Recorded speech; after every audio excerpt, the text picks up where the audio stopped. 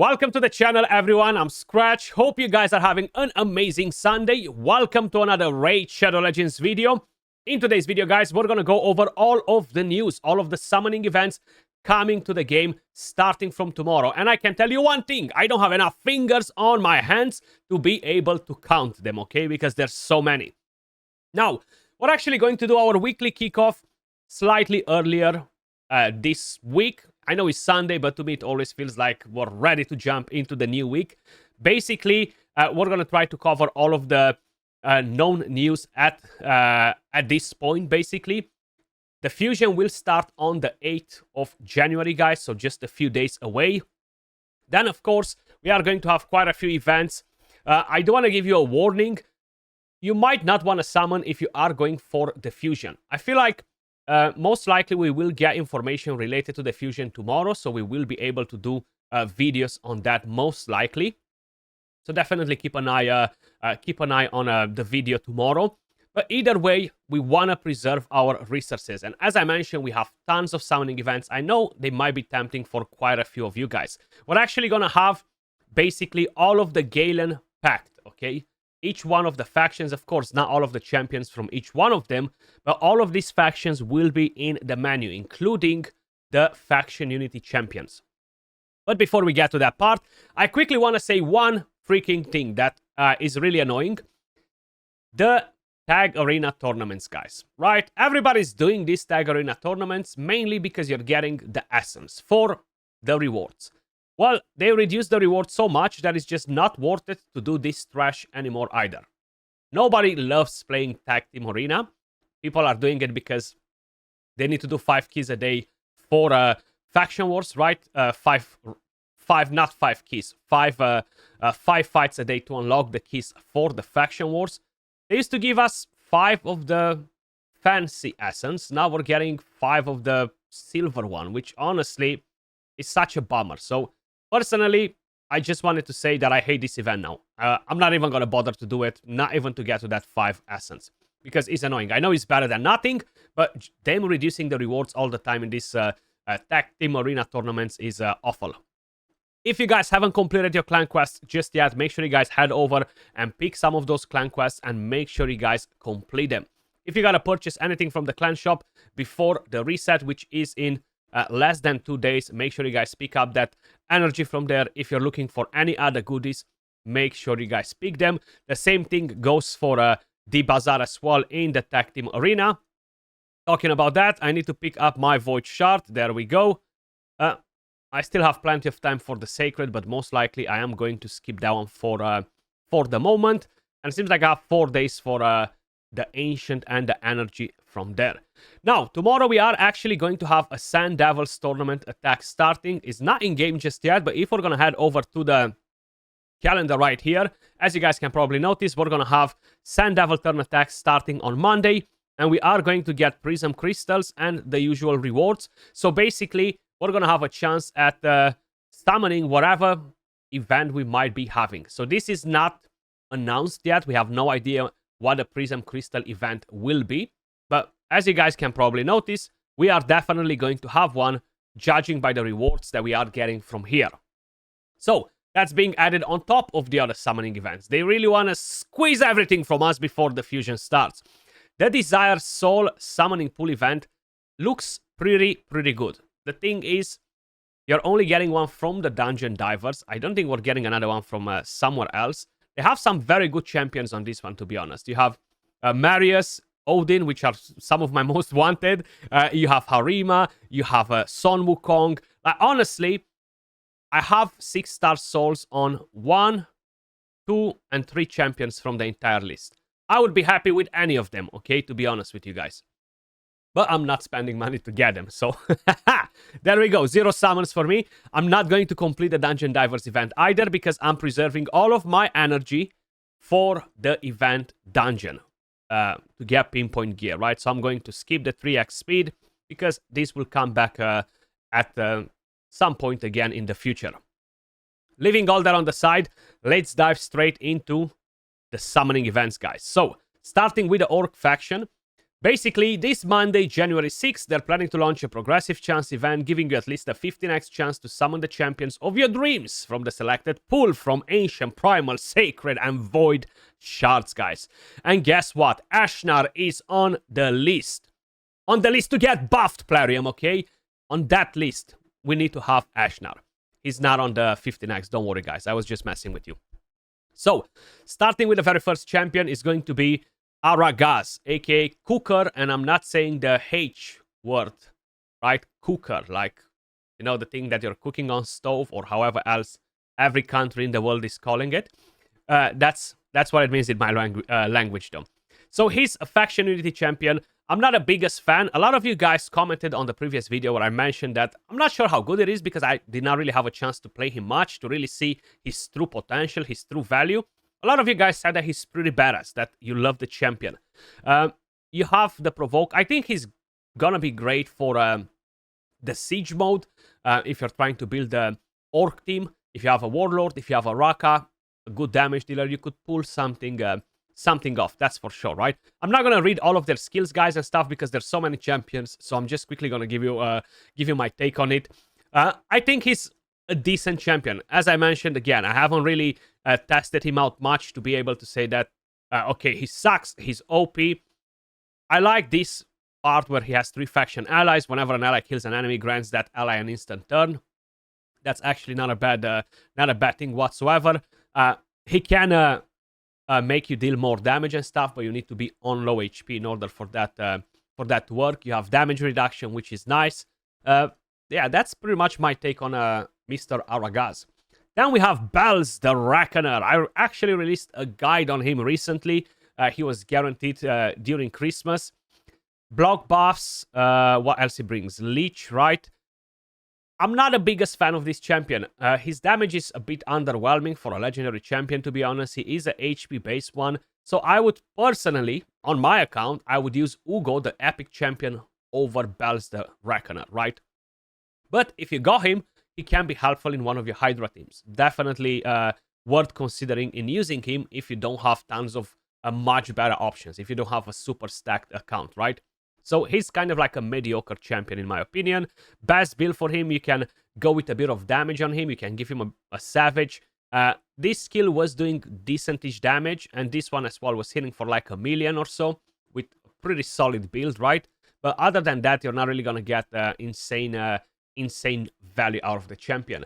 Then we have Mr. King Garag.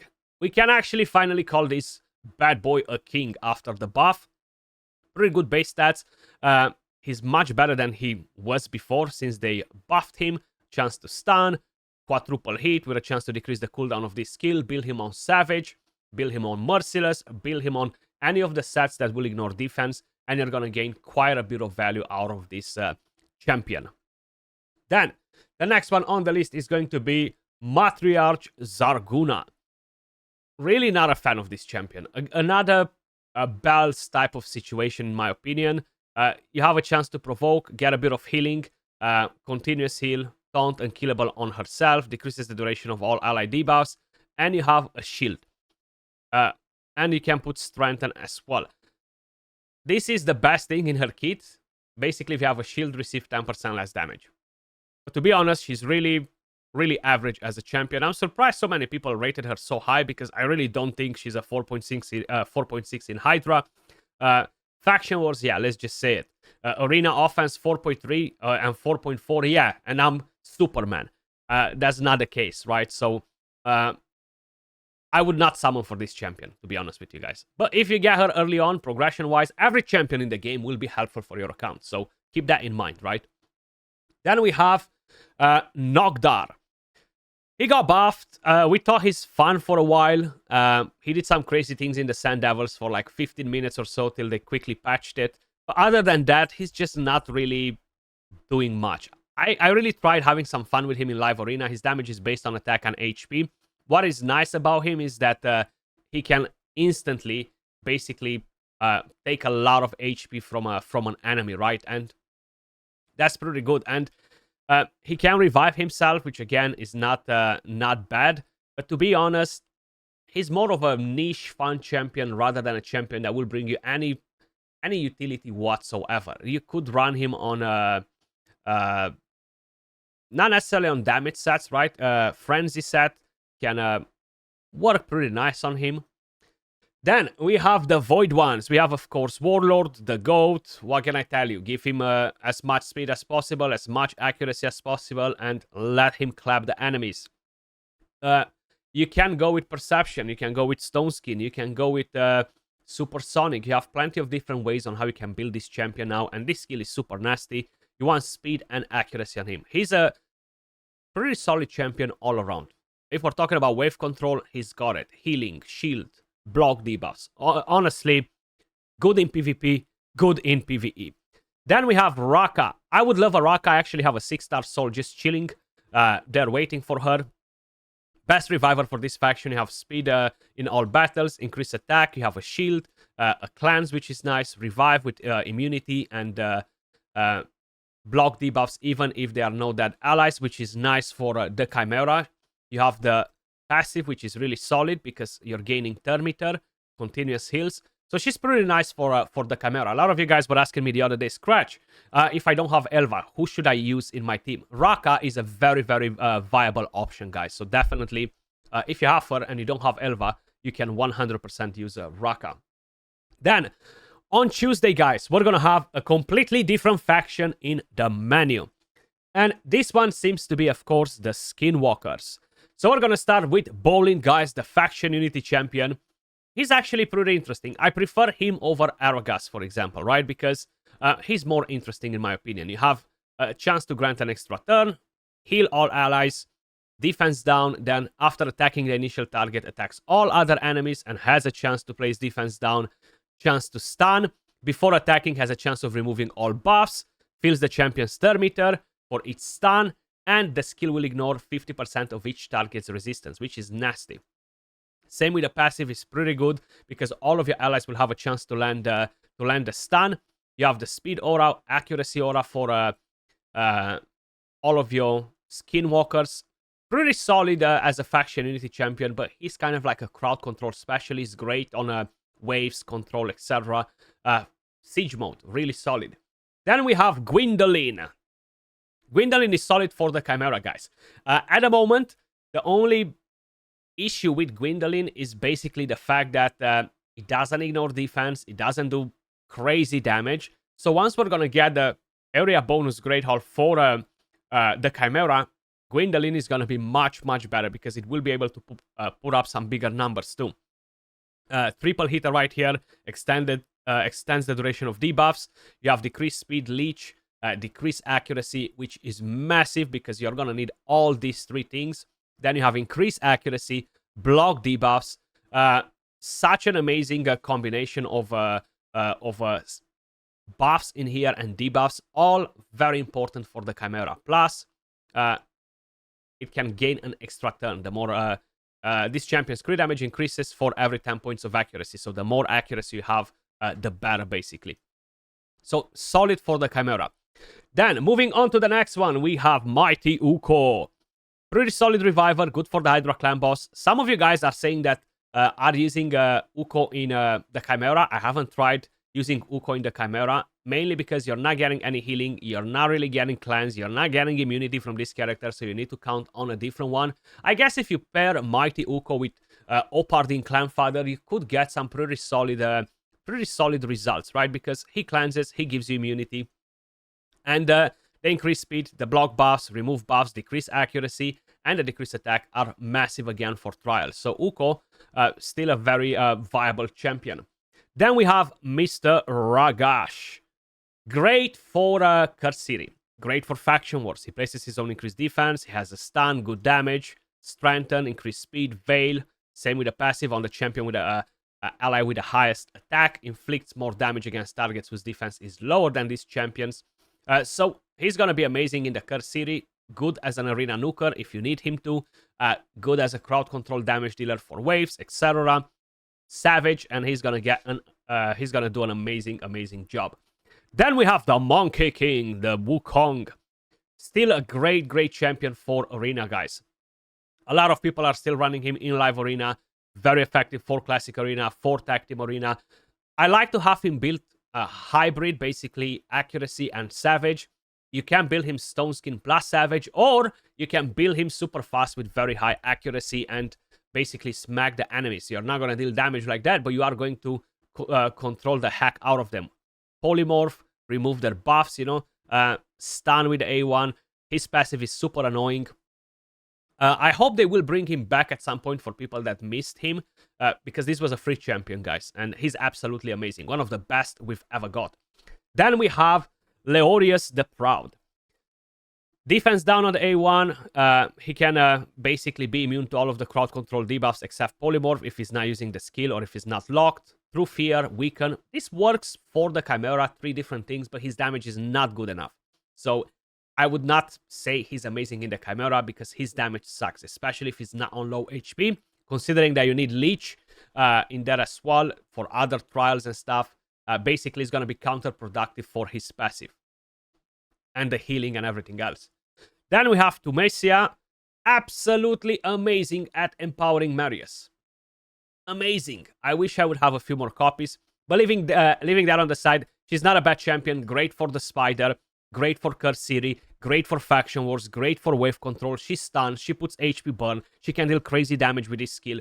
It really depends how you're planning to use her. If you're using her for the stun and HP burn, you don't really want to give her damage, especially in the Spider dungeon, because you're gonna deal too much damage on the Spiderlings. But if you're not using her for that, give her damage, give her savage, and this skill will absolutely demolish the opponents. So Tumesia can be good in the Hydra clan boss as well. Before we move from there, I don't want to forget about that. Then on Wednesday, guys, we're moving on to the next faction, which is the Lizardmen.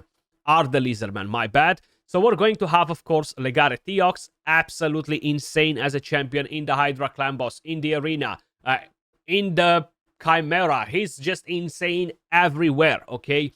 Crazy damage, he buffs himself. If you're pairing him with 3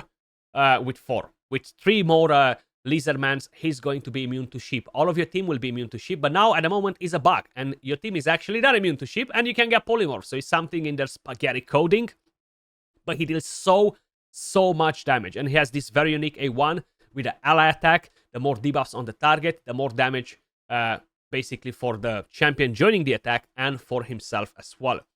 Then the next one on the list is going to be Krokmar the Devourer. Pretty good. I like him for the Curse City. I don't really think he's going to be amazing in any other content, okay? But for the Curse City, he's great. He's gonna put the shield on himself. He's gonna buff, which is very nice, the extra turn. And the A1 can become AoE as well. He can decrease the stats on the enemies. A lot of people think he's great in the Hydra. He's not, because these are basically so reversed in there that they're not really gonna make any difference. They're not really going to affect the Hydra much, so the passive unfortunately is not really catered towards Hydra. Then we have Nekmotar. If your dream was to get a Nekmotar for the Chimera, this might be your chance. Insane. Probably one of the best turn meter boosters for the Chimera. And trials. Increase speed, turn meter, extra turn, decrease speed, leech, decrease attack. The passive giving him more turn meter, speed, aura for all battles. I've never really been his biggest fan till the Chimera was released. Before that, I've used him a couple of times in arena in different strats with the Lizardman team with Theox. I haven't went for him as a guaranteed, to be honest. I just summoned him on the way. But he is insane in the Chimera. I'm running him right now on a Affinity Breaker set. I've done my key on Nightmare, and I can tell you, it worked like a charm. I think in the entire run, I've seen him getting 2 weak hits because of the Affinity Breaker set. So, massive. Then, moving on to the next one, Dracomorph. Good for clan boss if you're looking for a champion to put defense down, weaken, poisons, and do some decent damage with the A1. Dracomorph is the right champion for you. Other than that, you're not really going to get tons of value out of this champion in other areas. Yes, Faction Wars, maybe in some Doom Tower secret rooms / stages. But if you don't have a defense down and a weaken AoE champion, he's gonna be great. Then we have Pythian. Pythian was a fusion, very solid as well. Once again, I'm gonna come back to the first thing that I've mentioned related to Elva and Raka. If you don't have them available, Pythian can replace Elva.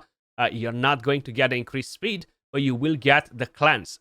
You will get a different healing, but you will have a healing. You will get some healing from the A1. So definitely a solid option as well. I like the cleanse and the block debuffs. Plus, you're going to have damage reduction for each buff on your team, which can be pretty helpful. Again, build him on 9-piece protection or build him on Relentless, Reflex, Impulse, something like that. Then we have Sulfurion, guys. I'm really surprised Payday is not on the list, to be honest. Sulfurion, insane in the Theox arena team with Ramantu and a Lazarius or a Nekmotar. This skill is insane. Shame that it requires accuracy. I wish this was a skill that was not requiring accuracy. You have an amazing revive, grants an extra turn, the passive, which is really good. I haven't tried him in the Chimera, to be honest. I've seen some people using Sulfurion in there, but I don't really think it brings that much to the table, in my opinion, considering that we're going versus a single target in the Chimera. Then we have Krisk. Yeah, I gotta say it. Krisk is probably at a point where it's the first time for this champion where new content comes out and he's not the GOAT. And that is the Chimera. He is good, but I don't think he's that OP like he is in other content. He does bring a lot of things to the table. Decreased speed, not reliable enough in my opinion. You have ally protection, continuous heals. You have provoke, you have increased speed. The provoke is irrelevant. The defense down and decreased attack is nice. But I feel like Nekmotar, Ewa Street, Lady Kimi are more important than Krisk in the Chimera. At least that's my take on it. Then, moving on to the final day, guys, Thursday. So one thing to keep in mind, the fusion starts on the 8th. The summoning events for the fusion will start on the 10th of January, which is Friday. So all of these events will not give you anything for the fusion unless they are planning to start the event earlier, which I really doubt it. So that's why you might want to consider in skipping some of these summoning events, guys. Starting with Vizag, which is, of course, the faction unity for the Ogryn tribes. Pretty solid for the siege mode as well. You have increased accuracy, increases the duration of all enemy debuffs, increased speed, increases the duration of the debuffs by 2 turns instead, heals all allies. You have the passive, which is pretty damn nasty. So if you bring in another burner, Gizmak and him and some other champions, they can do some funky things. Pretty interesting faction unity champion, HP base as well. I'm curious what they are going to do to the faction wars game mode, because I'm pretty convinced we are going to need these champions in the next difficulty or whatever they are planning for it. So hopefully they're gonna do more events and they will make them more accessible. The next one we have, the next one on the list, is Cracklin. I summoned him recently. I don't like him. I think he's a really trash champion. You have heal reduction on the A1, teams up with one random ally from the Ogryn tribes to use their default skill. Then you have AoE attack, decrease accuracy and weaken, and increases the duration of continuous heal, and restores the destroyed HP and places a reflect damage and continuous heal on all allies. And the passive has a chance to increase the duration of all debuffs on the ally by 1 turn. I really don't like the champion. I feel like he's just such a simple average kit, but let me check the reviews. I'm curious to see what people think as well. Okay. I thought that I'm gonna see again like 4.3 in arena and stuff like that, because I was gonna open the window and jump out of it. And thankfully I live on the ground floor, so nothing bad would happen to me. But that being said, Brugard. Yes, he was a fusion, right? Recently. Where is he hiding? Or he was a fusion at some point, right? I think he was. I think I just haven't summoned mine. So double hitter right here. It decreases the cooldown of random ally skills by 1 turn. If an ally had their cooldown decrease, also fills the turn meter by 10%. Removes all debuffs from all allies. Gives us a healing. Also heals each ally by an extra 2%. Places a shield. You have a chance to increase the duration of all enemy debuffs by 1 turn and increase the duration of all ally buffs by 1 turn. Fills the turn meter by 20%. And I just remembered I skipped the fusion. That's why I don't have him. This is not working great in Hydra. I just remember now, actually, that I skipped the fusion. He's just not a good champion either, honestly. 4.4, I feel like is too high in Hydra. He just doesn't deserve so much. Maybe a 3.5 in Hydra, to be honest. Other than that, yeah. pretty average champion. Good for progression. All the progression champions, in my opinion, are kind of like average because they have no longevity in the end game. You know, they have no shelf life, basically. Then, moving on to the next one, we have Stock the Broken. I actually completed the fusion. I haven't summoned him just yet. I had hopes that maybe he's gonna be good for the new boss, but unfortunately he's not. Either way, he can be nice for specific strats in Arena. If you guys remember the video that I showed you, True is very, very niche to get that done, to activate the burn and all that stuff. But to be honest, he's a pretty good progression champion as well for dungeons. Definitely not a bad one. Very solid healing as well. And this is the main thing that makes him interesting, was the passive right here, you know. But unfortunately, not good for the Chimera. He's not really... I mean, I can't really say that he sucks in the Chimera, but he's not the best for the Chimera, right? Like, he activates poison and HP burn, the continuous heal, gives you turn meter on a 3-turn cooldown. So, I shouldn't really overlook this part of his kit. The only problem is that it's very hard to basically fit him in a team, right? Basically, he would have to take Nekmotar's role, and it's just hard to fit him in there. But I will try at some point to see if I can manage to sort something out. Then we have Korogar Deadbell, one of the best ally protection champions in the entire game. So freaking annoying in the siege mode, especially with his cleanse, with the turn meter, the passive.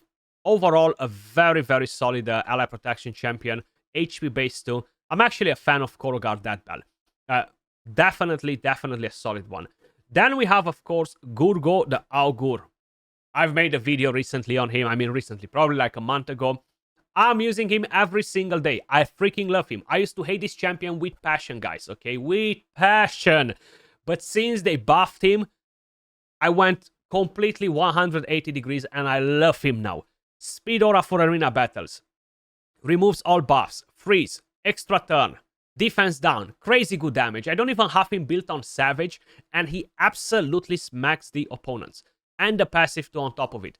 Pinpoint plus perception. Pinpoint will make this champion amazing. Of course, damage stats on him.